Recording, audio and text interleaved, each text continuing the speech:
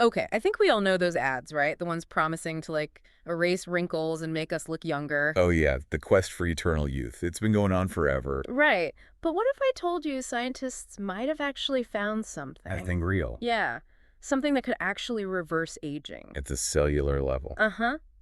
Wow. That's what we're diving into today. Sounds pretty amazing. So no more just trying to look younger. We're going deeper. Way deeper. We're talking about a protein called AP2A1. Okay, AP2A1, and this is the key.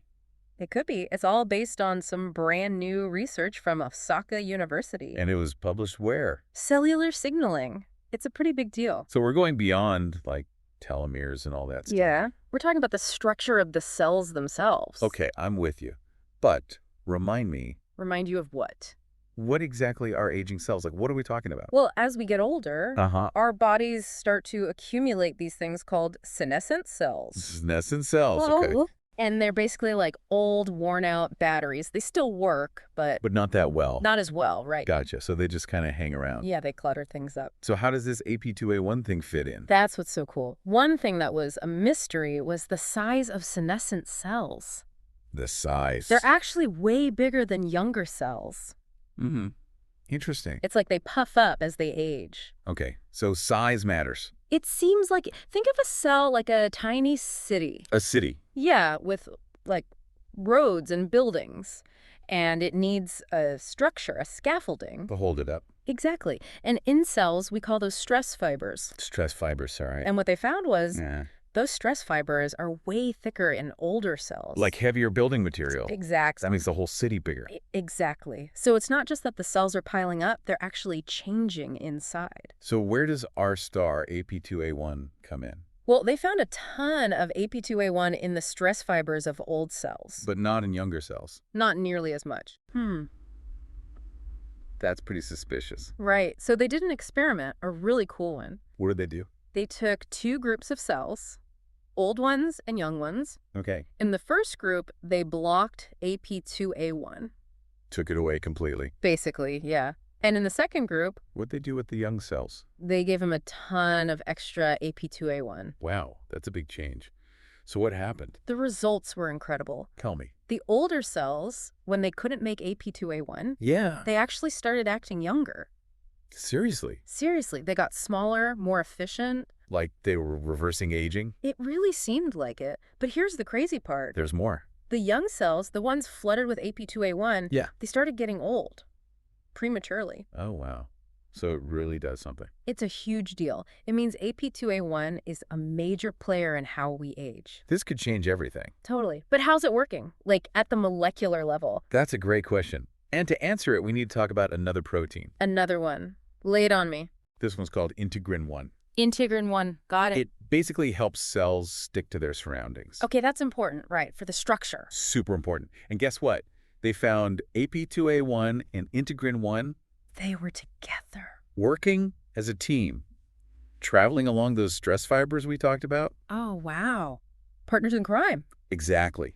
Right. And when there's more AP2A1, integrin 1 works harder, So the cells get stickier, way stickier. They cling to this stuff called collagen which makes them bigger. and more spread out. It all fits together. I'm starting to see it. Aging isn't just about wrinkles. It's happening deep inside our cells. And maybe, just maybe, we can do something about it. The possibilities are pretty amazing. They really are. But I think we need a minute to let all this sink in. Yeah, it's a lot to take in. We'll be back to talk about what this all means for the future. The potential treatments, the ethics. It's going to be good. Stay with us. Can't wait. All right. I think I've caught my breath. Me too.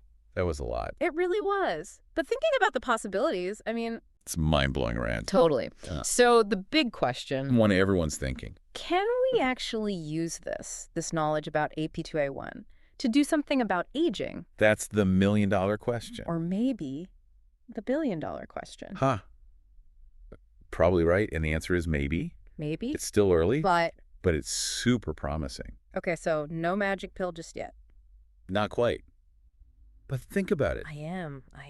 What if we could measure how old our cells really are? Like, not just our age, but how our cells are aging. Exactly. That would be amazing. How would we even do that? AP2A1.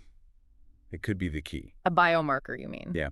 By measuring AP2A1 levels, We could see how senescent our cells are acting. It's like a checkup For your cells, instead of just going by your birth date. you'd know your real biological age. That would change everything. Healthcare would be totally different. How so? Well, right now, a lot of decisions are based on how old you are chronologically. Right. But what if we knew your biological age? We could treat you differently. Exactly. Personalized medicine tailored to your cells. We could prevent diseases before they even start. Exactly. It's all about being proactive. Okay, I'm seeing it now. This is huge. It is. And it goes beyond prevention. We could actually treat diseases, age-related diseases. That's the goal. Think about it. I am. Heart disease, Alzheimer's, all those things. Senescent cells play a role in all of them. And if we can target AP2A1, We might be able to rejuvenate those cells. wow, that's incredible. How would we do that? Lots of possibilities. Like Drugs that block AP2A1, maybe gene therapy. So lots of research still to do. Oh yeah, tons. But there are already trials happening. That's exciting. Any diseases in particular that this could help with? Well, because senescent cells are involved in so many things. You're saying it could have a broad impact? Absolutely. Osteoarthritis, cardiovascular disease, even Alzheimer's. So many possibilities. It's mind-blowing. It really is. We're talking about changing how we age. But of course, there's the ethics of it all. Oh, for sure. We can't just mess with aging without thinking about the consequences. The kind of consequences. Well, what if we all lived to 200? That would change everything.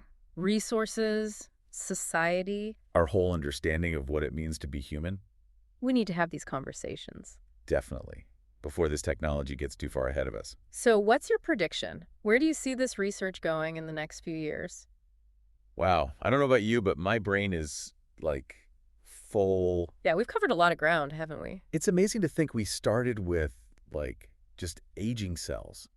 And now we're talking about potentially living to 200. It feels like science fiction, but it's really, and it's happening now. So where do we go from here? What's next for, AP2A1 and all this? Well, the big thing is we need to translate all this amazing science Into something we can actually use. Exactly. More research, more trials. To make sure it's safe. Absolutely. Safety's got to be the top priority. We need to figure out the right dosages. How to deliver it, all that stuff. Yeah. It's a long road, but the payoff could be huge. No kidding. Imagine a world where we don't just live longer, but we live healthier. I love that idea. Health span, not just lifespan. Exactly. People staying active, engaged. For way longer than we thought possible. That's the dream, right? It is, but like we said, there are those big questions. The ethical stuff, the societal impact. If we really can change how we age, We need to be ready for it. have those conversations now. Yeah. Figure out what it all means. It's exciting and a little scary all at the same time. It is, but I think it's more exciting than scary. Me too. This has been an amazing deep dive. I agree. We've learned so much about AP2A1. And what it could mean for the future. And to everyone listening, remember, Keep asking questions. stay curious. That's what it's all about. Thanks for joining us for the deep dive, everyone. It's been a pleasure.